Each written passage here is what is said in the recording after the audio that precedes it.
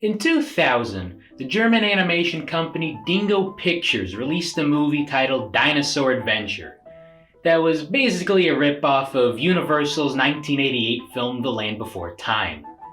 In fact, the business model of Dingo Pictures revolved around producing god-awful ripoffs of major animated movies, oftentimes not even changing the name from the version they plagiarized.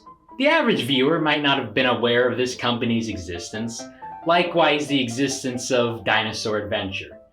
But I'm pretty sure we could all recognize one scene from it, or at least what the YouTube channel Revirgo did to the Italian dub.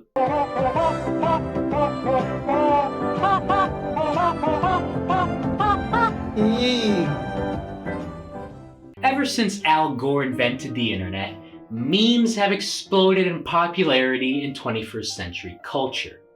Once a source for niche humor, memes have transcended beyond internet in-jokes and have become the language we use, our ways of life, even the currency we spend. The Yee meme has been influential personally to the creation of this guy. Hey. So does that mean that the Yee meme is the best meme of all time? What even is a meme? What is the oldest meme ever, and what do Andy Warhol and Mark Zuckerberg have to do with any of it? For all that and more, all aboard the boat. The word meme was coined by evolutionary biologist and god to white 14-year-old atheist Richard Dawkins in his 1976 book, The Selfish Gene.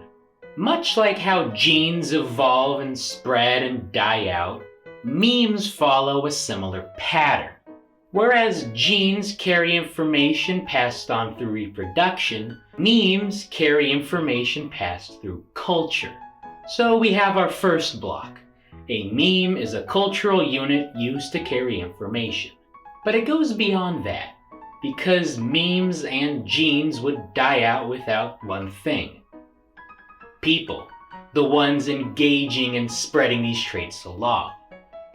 Viral videos get their names because of how fast they spread, much like the diseases of yesterday and today. Videos and other pieces of media can propagate and linger. If a viewer feels no attachment to a piece, they'll move along. But if someone loves a meme, they'll share it either as is or add their own twist to it, adapting it. Adapting, sharing, and spreading are ways people engage with a certain work. You can determine how many people loved your work just based on the number of memes that came from it. However, just because people make memes about your movie doesn't mean they liked your movie. And just because your movie did well doesn't mean people will make memes about it. Appropriation may be a hot button to press for some, but in terms of media appropriation, it's how we get song samples, remixes, and mashups. And the pinnacle of remixes, mashups, and memes, YouTube poops. Because YouTube it's where the poop is. Part of what makes YouTube poops so funny is the randomness and absurdity put into them by their creators. They chop and screw videos much like a DJ would chop and screw a vinyl to give us series, and of course, sauce. The sources that YouTube poops mess with have become memes, such as spaghetti and my boy. But YouTube poops themselves have gotten popular enough to be their own memes, such as Josh, hit the bomb, and of course, what the fuck? Likewise, this randomness and borderline anti-humor extends to many internet memes. Memes like Stickbug, Gnome, and Beans play off the randomness and unexpectedness that the internet propagates. And while these are great at being annoying, they don't compare to the OG subversion of expectations. It's a simple bait and switch. Tell people you have a link to an explanation or a video they want to watch, and instead they get sent to Rick Astley's 1980s hit Never Gonna Give You Up. Everyone on the internet has been rickrolled at least once. Even Rick Astley himself has succumbed to the meme. Rickrolling harkens back to a simpler time in the internet's history when lolcats were the best thing ever and rage comics were, well, all the rage. Memes have now influenced our thinking and way of life. Emp Lemon floated the idea that Donald Trump used memes to win the 2016 US presidential election. By using short, snappy catchphrases, Trump supporters could easily identify and convey the messages they believed in. In a world where any publicity is good publicity, the unexpectedness of Trump's candidacy, coupled with the 24/7 national news feed, assured a steady stream of attention. While 74 million people may wear these slogans and logos proudly, virality and popularity don't automatically make something the best, especially with how divisive politics are and have been. But it demonstrates an important factor in the spread of memes: social media. All Your Base Are Belong to Us, Chocolate Rain, and Numa Numa are considered old by the internet standards, yet they mark a golden age of viral videos. People liked and shared and engaged with these videos on the hip news sites like Newgrounds, YouTube, and MySpace. People would make parodies of these videos and they would go viral.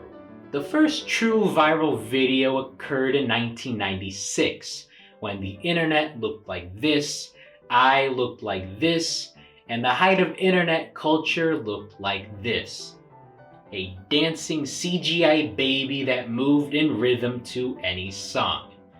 More specifically, it moved to Hooked on a Feeling by Blue Swede. Hookah shaka, hookah, hookah. But we can go older. The first meme to look like a modern expectation versus reality template came from The Judge, a satirical print, sort of like Mad Magazine, in 1921.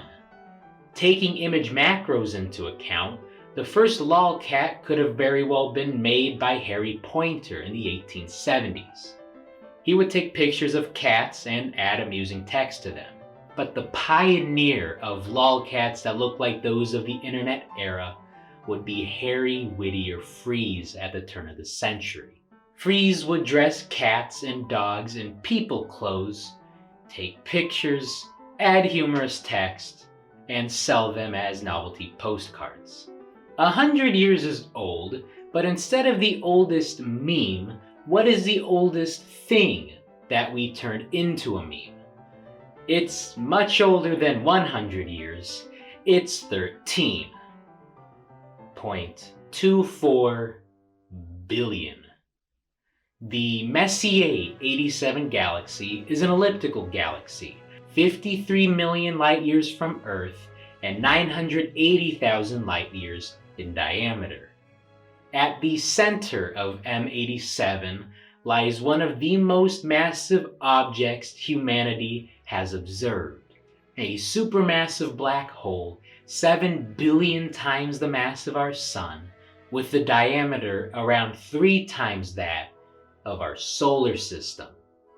The Event Horizon Telescope collaboration released their image of M87, the first image taken of a black hole, on the 10th of April 2019. 16 days later, Marvel premiered the highest grossing film of all time and the conclusion to their cinematic universe, Avengers Endgame. Fans speculated how the film's antagonist Thanos would be defeated. One of the most popular theories was that Ant-Man could just shrink down, crawl up Thanos' anus, and expand to normal size. The timing of both of these woefully unrelated parts of life culminated into this magnificent meme. All that for a butthole joke. But we're closing in on what makes a perfect meme, how well it intersects two different areas of popular culture. If you don't follow the MCU or astronomical breakthroughs, this meme doesn't make sense. We're also seeing how our relationship to memes have changed. Before, you needed to understand and experience the meme portrays. I do that. Now you just need to understand the references made through the memes. I don't relate to the threat of Paul Rudd crawling up my ass, but I do understand these references. Memes you can understand are fun, but what about memes you can spend? On the 13th of February 2010, a teacher in Japan uploaded pictures of her Shiba Inu online. One of those photos made its way onto Reddit and quickly became the Doge meme. Whereas lolcats use the standard image macro format of top text, bottom text, and impact font, Doge used free-floating text and Comic Sans. It was a pretty low-tier meme, all things considered, but everything changed when the Fire Nation attacked. Everything changed in 2013 when IBM engineer Billy Marcus and Adobe engineer Jackson Palmer teamed up to create Dogecoin. Initially a joke, it garnered very real and very serious attention in the cryptocurrency world. Until mega billionaire Elon Musk hyped it up on Saturday Night Live, which tanked the price. This led a woman to sue Elon Musk over pyramid scheme allegations after she dumped her life savings into it. At the time of this video, one Dogecoin is worth 6 US cents. This isn't a good meme. It certainly isn't the best. Definitely not the best form of currency. So let's circle back to this. When the Fire Nation attacked. Memes have evolved into tiers where to understand one meme you would have to have prior knowledge of other memes and pop culture references. Each tier of meme adds another layer of complexity and obscurity. If you don't know one meme or origin, then the whole thing falls apart. Each tier of meme doesn't add a layer of complexity either. They're multiplicative, exponential. So we need a meme that has obscurity enough that people can get the references, but not too much where it becomes too much. We're reaching an interesting point in meme culture, ironically caused by the same social media that gave these memes life. Sites like Twitter and TikTok create and abandon different trends and references so quickly that a meme from last week is all of a sudden old. Memes have forever altered language. Slang words are memes. They're in-jokes that spread from person to person, needing reference and oftentimes translation. Yeet, kek, sussy baka are, for all intents and purposes, a blatant bastardization of English. I mean, you can't just make up words and expect future generations to use them. Right? William Shakespeare is the most published and well-known playwright, poet, fuzzy neck frill wearer in the history of mankind. And while any and every high school English teacher would like to jerk him off for his use of language, some of the words he used he simply made up. In fact, of the words in our average English lexicon, Shakespeare didn't invent just one or two, he invented 12. 100. Shakespeare's prominence through his use and invention of words ensures that he will be famous forever. But with how quickly tastes change and attention fades, memes and their figures like Bad Luck Brian, Hide the Pain Harold, and Success Kid were lucky enough to get 15 minutes of fame. The expression 15 minutes of fame is widely attributed to American painter Andy Warhol. It was a slogan ahead of a 1968 art exhibit. In the future, everyone will be famous for 15 minutes. Andy Warhol's unique style of pop art took the hot and universally known and appropriated it, adding his own touch to it. Since the subjects were so recognizable, people didn't have any trouble engaging with his work. Accessibility is key. Warhol built his work around accessibility and universality. He said the following about one certain soda brand.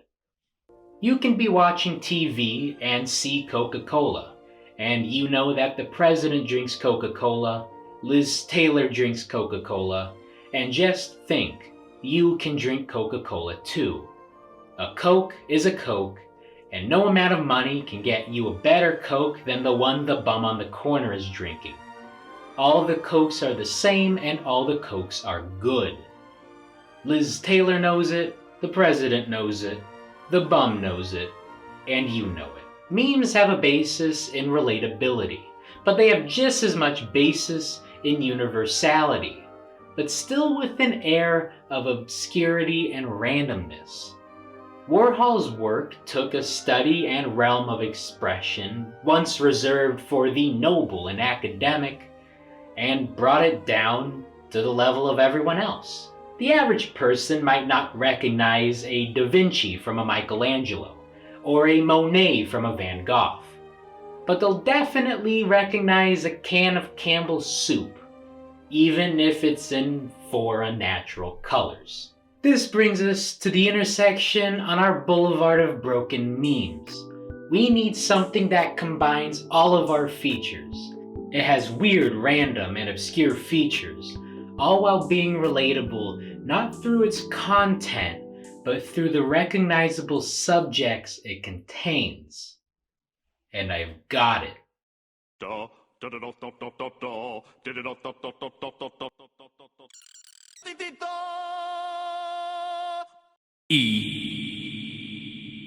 E is a picture of the YouTuber Markiplier's face photoshopped onto Shrek villain Lord Farquaad's head, photoshopped once more onto Facebook CEO Mark Zuckerberg's body as he testifies before US Congress.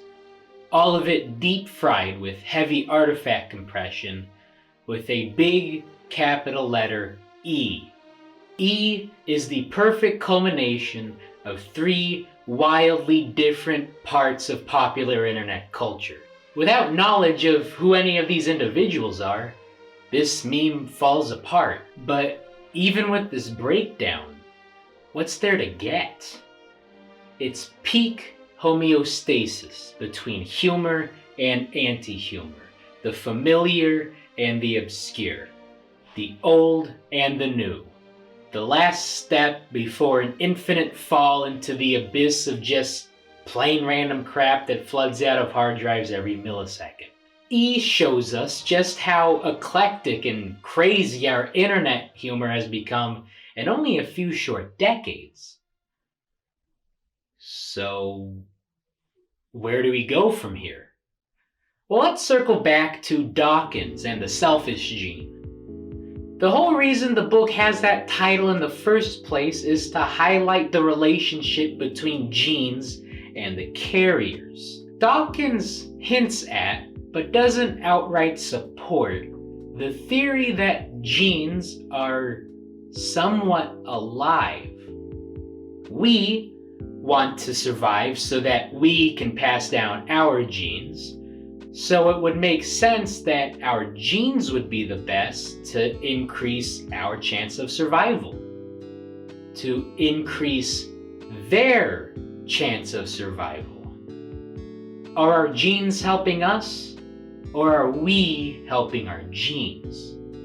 Likewise, we can extend this theory to internet memes. The funnier, the more random or more obscure a meme is, the better its chances are of spreading. It might just be a washed out picture with Comic Sans done in MS Paint in 20 seconds, but it very well could be alive.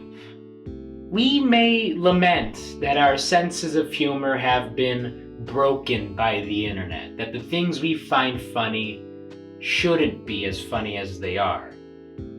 But that's not a bad thing. See, memes don't break our senses of humor, they shape it.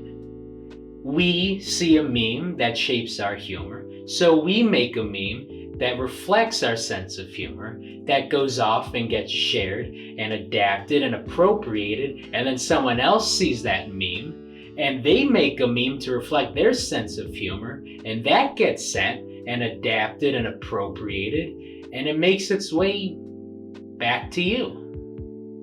Nothing's broken. It's a system working as intended. In the same way our genes help us evolve, we help memes evolve.